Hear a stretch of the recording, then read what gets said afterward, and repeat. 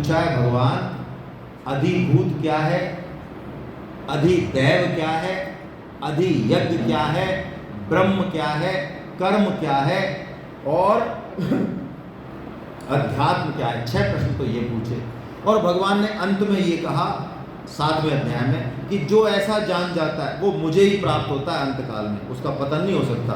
तो भगवान से फिर 7वां प्रश्न अर्जुन ने ये पूछा कि अंतकाल में आप कैसे जानने में आते हैं। तो भगवान ने 2 श्लोकों में तो उत्तर दे दिया 6 प्रश्नों का। इसका मतलब हमको भी इनमें ज़्यादा उलझना नहीं है, दिमाग की दाएं नहीं करनी है। और 7वें प्रश्न का उत्तर पूरे अध्याय में दिया। इसका मतलब 7वां प्रश्न बहुत महत्वपूर्ण है। ठीक है, चलिए क्या कह रहे हैं भगवान। मैं श्लोक चलिए पढ़ लीजिए, आप बहुत देर से चुप बैठे हैं। अक्षरम ब्रह्म परमं स्वभावोऽध्यात्मयोच्यते भूत भावोद्भव करो विसर्गय कर्म संगिता अधिभूतं क्षरो भावै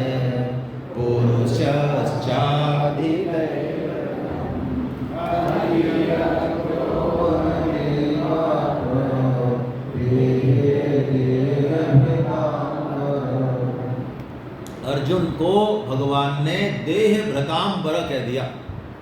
अर्जुन ने जैसे ही प्रश्न पूछा, अर्जुन को भगवान ने क्या सर्टिफिकेट दे दिया, अर्जुन तू संपूर्ण नरधारियों में देहधारियों में श्रेष्ठ है। क्यों? क्योंकि अर्जुन ने जो पूछना चाहिए था मनुष्य जन्म देह धारण करके वो पूछ लिया। हम यदि ये प्रश्न नहीं पूछते हैं ना जिंदगी में, तो हमने भैया कोई देह धारण यही किया फालतू ही। भागवतम इसी एक प्रश्न पे टिकी हुई है। किस पे? कि मनुष्य मात्र का कर्तव्य क्या है, जो मरने वाला है उसको क्या करना, वही प्रश्न पूछ लिया अर्जुन ने घुमा फिरा के कि आप अंतकाल में कैसे जानने में, यानी हम क्या करें कि आप अंतकाल में हमारे जानने में, बात तो वही हो गई।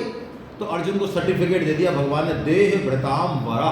ओरे अर्जुन तू श्रेष्ठ है। इसका मतलब जिस दिन ये प्रश्न हमारे दिमाग में आए कि हम क्या करें जिससे भगवान याद आ जाए, इसका मतलब उस दिन हमारा हैप्पी बर्थडे है। अब परिभाषा पढ़ते जल्दी जल्दी। भगवान ने कहा, ब्रह्म की परिभाषा दी सबसे पहले, तो क्या कहा? परम अक्षर। अक्षर मतलब जिसका क्षरण नहीं हो, जो नष्ट नहीं हो, जो विनाशी नहीं है, जो अविनाशी है, वो क्या है? ब्रह्म। लेकिन हाँ वो अक्षर है, लेकिन इसमें परम शब्द लगाया भगवान ने। परम अक्षर ब्रह्म है। अक्षर तो हम भी हैं, लेकिन हम ब्रह्म नहीं है। अक्षर के साथ आत्मा अक्षर है, लेकिन ब्रह्म परम अक्षर है, यानी आत्माओं का भी आत्मा। भगवान आगे खोलेंगे इसको 13वें और 15वें अध्याय में। क्षेत्रज्ञों का भी क्षेत्रज्ञ अर्जुन मैं हूं, वही है ब्रह्म। और भगवान कह रहे हैं परा प्रकृति। मेरे 2 स्वभाव बताए मैंने अर्जुन, एक तो अपरा और एक ये स्वभाव है भगवान के, ध्यान रखना। ये जड़ ये स्वभाव है भगवान का। स्वभाव यानी इनबिल्ट है, और परा यानी अध्यात्म। ये जो जीव है, हम जो हैं, वो भी भगवान को स्वभाव है, उसको भगवान ने क्या किया? अध्यात्म कह दिया।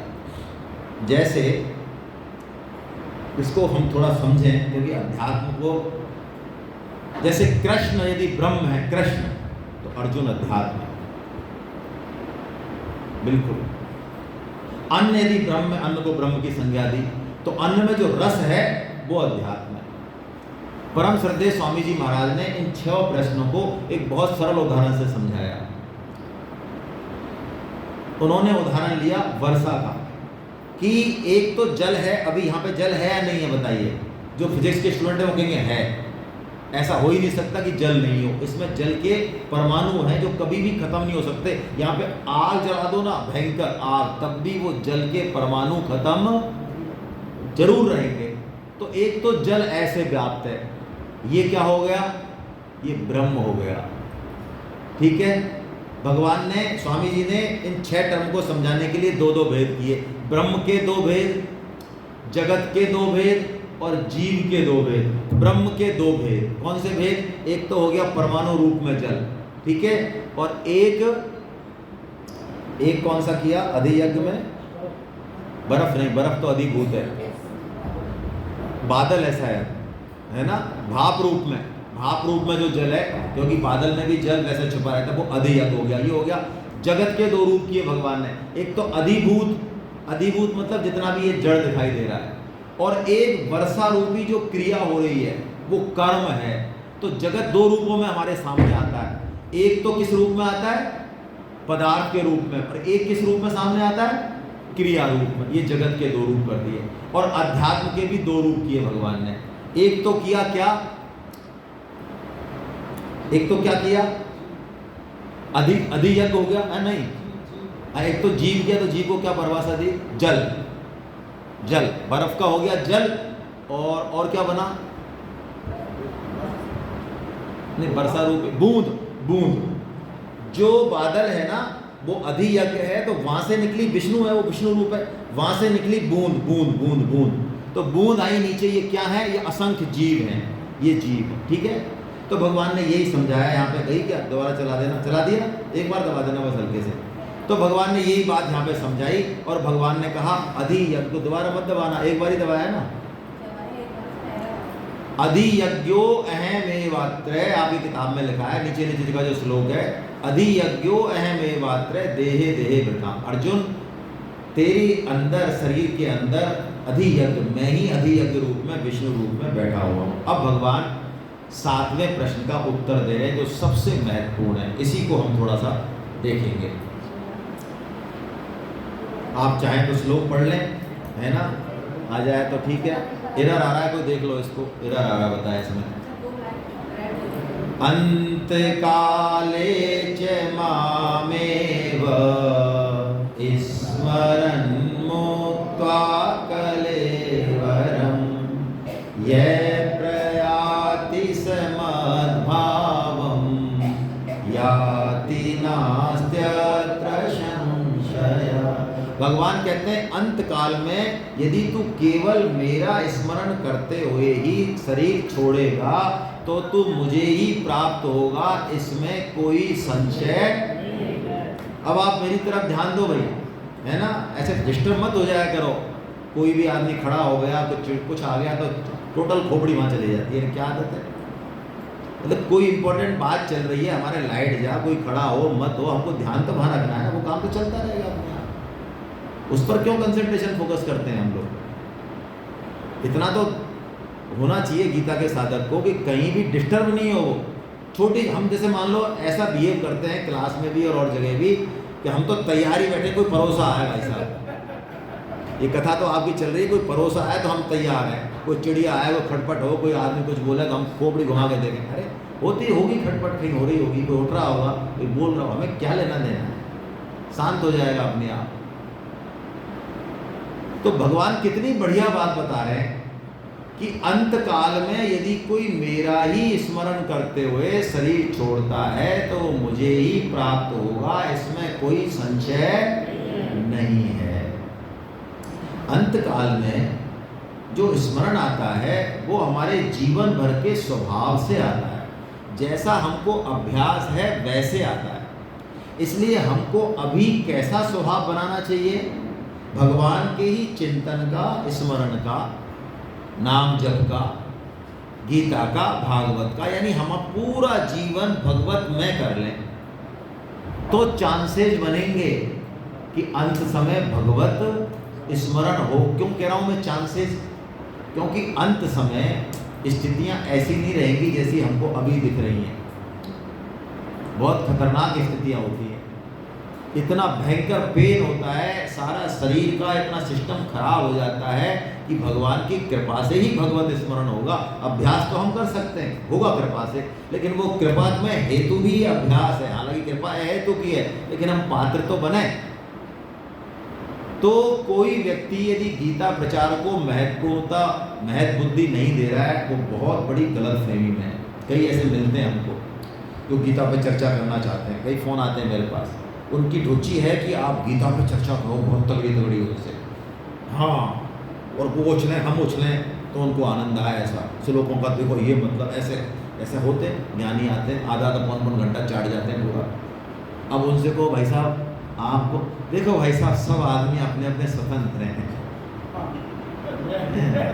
हम नहीं कहते हैं किसी को, हम पत्नी को दोस्तों को गीता क्या कहने, तो जब चाहेंगे, जब उनका समय आएगा, जब वो पढ़ेंगे। अभी गीता पे चर्चा हो रही है, जिसकी चर्चा हो रही है, जिसको हम प्रेम कर रहे हैं, वो क्या बिल्ला रहे हैं, वो क्या चिल्ला रहे हैं, वो सुनने का समझने का भी हमको टाइम नहीं है। वो श्री कृष्ण जिसकी हम चर्चा कर रहे हैं गीता में, वो भी तो कुछ चिल्ला रहे हैं। वो यदि ये कह रहे हैं कि तू मन प्राण से गीता की प्रचार कर, लोगों को जोड़, मान अपमान से, वो नहीं घुस रही खोपड़ी में हमारी में। यदि कोई व्यक्ति रात और दिन गीता प्रचार का संकल्प ले ले, चावल्ली से हो 2 आदमी चाहे 20 आदमी, वो 24 घंटे उसकी चक्री बन जाएगी भगवान में की। और ऐसा हो नहीं सकता, भगवान का वचन है कि जो मेरा काम करेगा वो तो सो जा निष्फिक्र होके, उसको मैं उठाऊंगा भवसागर से। ये भगवान ने घोषणा की है गीता और भागवतम में, जो मेरा काम करेगा। और हम ये लौकिक जगत में भी देखते हैं, यदि कोई बेटा माँ का काम करे, बाप का काम करे, तो उसका पूरा ध्यान रखने का, उसकी मिठाई, उसका फल, जो उसके हिस्से का सिस्टम है, वो माँ बाप अपने आप ध्यान रखते हैं। उसको चाहे पता भी नहीं हो कि क्या चीज आई और क्या नहीं आई। बोलो करेंगे कि नहीं करेंगे भगवान का? तो ये बहुत बढ़िया है, गीता प्रचार बहुत अच्छा है। और ये होगा कब? जब हम भगवान को अपना मानेंगे, क्योंकि अपनेपन से अपने आप प्राप्त। स्वामी जी की यही खोज है कि भगवान को अपना मान लो। मान लो क्यों कहते हैं? क्योंकि हमने मान नहीं रखा है। स्वामी जी तो कहते हैं मानने की क्या जरूरत है? अरे बाप है ही, तू माने चाहे मत माने, मत माने। तू मानने और नहीं मानने वाला तो बाप के कारण हुआ है, अब आया है तो एग्जिस्टेंस में। तो भगवान तो है ही हमारे। अब हम माने तो और नहीं माने तो, हम मान लेंगे तो हमारा थोड़ा सा कल्याण हो जाएगा, इतनी सी बात है। तो मानने की बात है। तो हम भगवान को अपना माने, अपनी दुकान को जैसे अपना मानते हैं, अपने बेटे को अपना मानते हैं, तो कैसे उसका विकास हो, कैसे कल्याण हो, कैसे बिक्री बढ़े, ये अपने आप दिमाग चलता है। ऐसे ही जिस दिन भगवान को मानेंगे, फिर नहीं पूछना पड़ेगा कि भैया गीता प्रचार कैसे करें, सेमिनार कैसे कराएं, रजिस्ट्रेशन, फिर नहीं पूछना पड़ता है। फिर आदमी मान अपमान सहते हुए भी, रिजेक्शन सहते हुए भी लगातार लगा रहता है, लगातार। और बल्कि बाद में तो उसको रस आने लग जाता है। एक तो ये, एक नाम जप, नाम जप अवश्य करें। और जितना भी अपना कर्तव्य कर्म है वो, मैं चलो एक नाम जप के बारे में एक कहानी सुना देता हूं आपको, थोड़ी गर्मी है ना। नाम जप की महिमा। तो एक बार नारद जी पहुंचे भगवान के पास कि भगवान मेरे को नाम जप की महिमा बताओ। अरे कि नारद जी नाम जप की महिमा तो कैसे बताएं? तुलसीदास जी ने मना कर दी ना कि राम न सके ही। हाँ, हमारे भक्त ने जब मना कर दी कि हम नहीं कह सकते, तो हम कैसे कह सकते हैं? हम नहीं कह सकते, हम पे नहीं आती है। अरे महाराज कुछ तो बताओ, जब भी तो हम प्रचार करेंगे। हमको आपने पर्यटन मंत्री बना रखा है, फिर हम प्रचार कैसे करेंगे? अच्छा तो ठीक है, आप किसी को नाम सुनाओ, जाओ पृथ्वी लोक में जाओ, मृत्यु लोक में नाम सुना के आओ। तो नारद जी गए तो उनको एक कीड़ा मिला, कीड़ा। तो उन्होंने कीड़े को नाम सुनाया, जैसे ही नाम सुनाया वो मर गया। तो नारद जी है, महाराज ये हो क्या रहा है? मेरा नाम सुनाया कीड़े को, वो तो मर गया। अच्छा तो तुम ऐसा करो, किसी तितली को नाम सुनाओ, एक फूल, एक तितली है वहाँ पे, वहाँ जाओ। तितली को गए, तितली मर गई। फिर नारद जी है, महाराज ये हो क्या रहा है? अरे कि तुम ऐसा करो, अब एक बच्चा है गाय का, अब ये भी जन्म लिया वहाँ, उस गाय के बच्चे को कि महाराज देखो ऐसा मत करो आप, ये गड़बड़ हो रही है आप, है ना। अरे कि तुम जाओ तो सही। गाय को बच्चे को सुनाया। अब नारद जी आया कि अब हमको नहीं जाननी महिमा, अब हमने खूब जान ली, है ना। जिसको भी ना, आपका परम पवित्र नाम है, आपका नाम सुनते ही तो उद्धार होना चाहिए, तरना चाहिए आदमी, है ना। ये क्या हो रहा है? अब हमको नहीं जाना। भगवान ने कहा हमारे कहने से एक जगह और जाओ। अरे हम नहीं जाते, एक जगह और जाओ। नारद जी हम कह तो रहे हैं आपसे, कहाँ जाओ? एक काशी का राजा है, उसके यहाँ अभी जन्म लिया है एक बच्चे ने, कि महाराज आप जो है हमारी माँ हमारी बढ़िया धनाई होती। अरे कि जाओ तो सही, हम कह रहे हैं आपसे। अरे हमने तो गए, ओ काशी राज ने को स्वागत किया, नारद जी आए, बड़ी अरे आओ साहब हमारे तो बेटे का जन्म हुआ है और आज ही आप आगे चला रहे कि नहीं मानेंगे। अब नारद जी जा रहे डरते डरते उसको, नारद जी का अभी कबाड़ा होता है। तो जैसे नाम सुनाया तो बच्चा एकदम से खिलखिलाने लग गया, बोलने लग गया। तो महाराज जी ने कहा अरे और नाम सुनाया, और जैसे चैतन्य महाप्रभु बोलते थे ना, हरि हरि बोलते तो चैतन्य महाप्रभु किलकारी मारते थे। तो उसने कहा बच्चे तू ये क्या कर रहा है, कैसे किलकारी मार रहा है? अरे कि नारद जी अभी भी आप समझे नहीं क्या, इस नाम की महिमा को अभी भी नहीं समझे क्या? इसी की शक्ति से, नाम की शक्ति से जगत चल रहा है, इसी की शक्ति से मैं किलकारी मार रहा हूँ। अरे अभी अभी देखो कितनी जल्दी मैं एक कीड़ा था, कीड़े से तितली बना, तितली से गाय का बच्चा बना और राजा के यहाँ आ गया।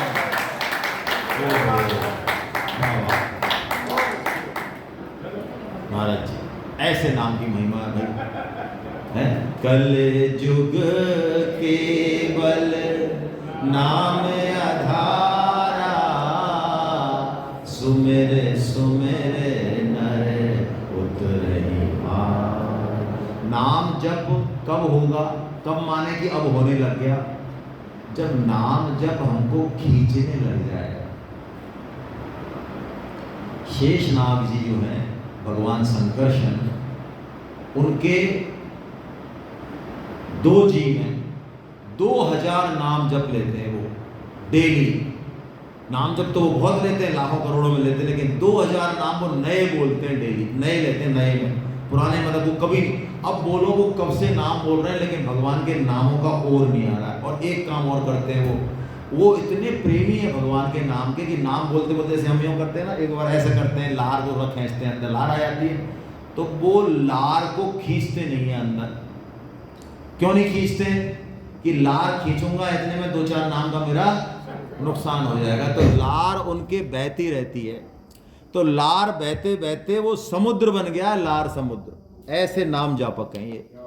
तो हम यदि गीता प्रचार करें, नाम जप करें, भगवान का काम करें, तो यहाँ पे हमको निश्चित ही अंतिम समय में भगवान की स्मरण रहेगा। और भगवान का स्मरण नहीं रहेगा तो हमको किसी और चीज का स्मरण रहेगा, यानी हमारा पतन हो जाएगा। भगवान कह रहे हैं यम यम बापी, यम यम, तू जिस जिस का स्मरण करेगा उसको तू पहुंच जाएगा। देखो भगवान ने यहां कहा यम यम बापी, यानी हम स्मरण करने में स्वतंत्र हैं। स्वतंत्र नहीं होते तो फिर तो क्या, फिर काहे की मेहनत करो, जब फिक्स ही अंत समय गधा याद आना है, घोड़ा याद आना है, भगवान तो काहे की मेहनत करनी, फिक्स नहीं है, स्वतंत्र हैं। ऐसे ही भगवान ने जब देव पूजन बताया इसी अध्याय में, 7वें अध्याय में, तो वहां कहा याम याम, वो श्रद्धा उपासना की, यो यो याम याम, यानी तू जिस जिस देवता की उपासना करेगा वहां वहां में तेरी श्रद्धा को, यानी हम उपासना करने में भी स्वतंत्र हैं, स्मरण में भी स्वतंत्र है, किसका करें। तो भगवान ने कहा मत करो उल्टा सीधा स्मरण भाई।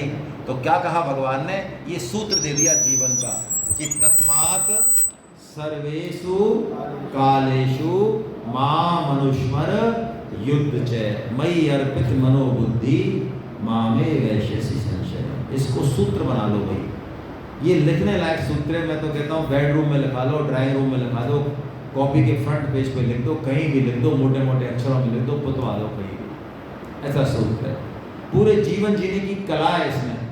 भगवान ने बता दी तस्मात्, इसलिए सर्वेषु कालेषु, हर समय तू मेरा तो स्मरण कर और युद्ध कर। और स्मरण भी नहीं कहा, अनुस्मरण कहा भगवान ने। अनुस्मरण कब होगा? 24 घंटे, जब हम भगवान के ज्ञान विज्ञान योग को समझ जाएंगे, भगवत तत्व को समझ जाएंगे। देखो भगवान ने ज्ञान विज्ञान योग में वासुदेव सर्वम कह दिया। इसका मतलब जिसको वासुदेव सर्वम का अनुभव हो गया, जिसको ये पता चल गया अधिभूत भी भगवान, अधियज्ञ भी भगवान, अधिदेव भी भगवान, ब्रह्म भी भगवान, कर्म भी भगवान, सब भगवान, तो बताओ अंत समय में उसको खंबा दिखाई दे, पतन हो जाएगा? हो जाएगा? कैसे हो जाएगा? उसको कुछ भी दिखाई दे, बुरी से बुरी परिस्थिति, पतन हो जाएगा? नहीं होगा। उसके लिए कोई स्मरण का रोल नहीं, क्योंकि वो तो पहुंच गया वासुदेव सर्वम, वो तो पहुंचेगा भगवान पर। लेकिन हमारे जैसों के लिए हमको खंबा में क्या दिखता है, खंबा या भगवान? खंबा। तो जब तक खंबे में खंबा दिखे भाई, जब तक हमको ध्यान रखना है कि हमको भगवत स्मरण ही करना है। और कैसे करना है? 24 घंटे करना है, अनुस्मरण करना है और अपना कर्तव्य पालन भी करना है। कर्तव्य पालन को चूकना नहीं है। ये कुंजी है जीवन की, है ना। राम राम बोलते रहो, जचे जइया डोलो, राधे राधे। हाथ काम मुख राम है और हृदय साची प्रीत, और दरिया गृहस्थी साधु की याही उत्तम प्रीत। हरे कृष्णा हरे कृष्णा। आपके मन में कोई शंका हो तो हम ले लें, नहीं तो मैं नेक्स्ट सेशन के लिए महावीर बंसल साहब बुलाना चाह रहा हूँ। हरे कृष्णा।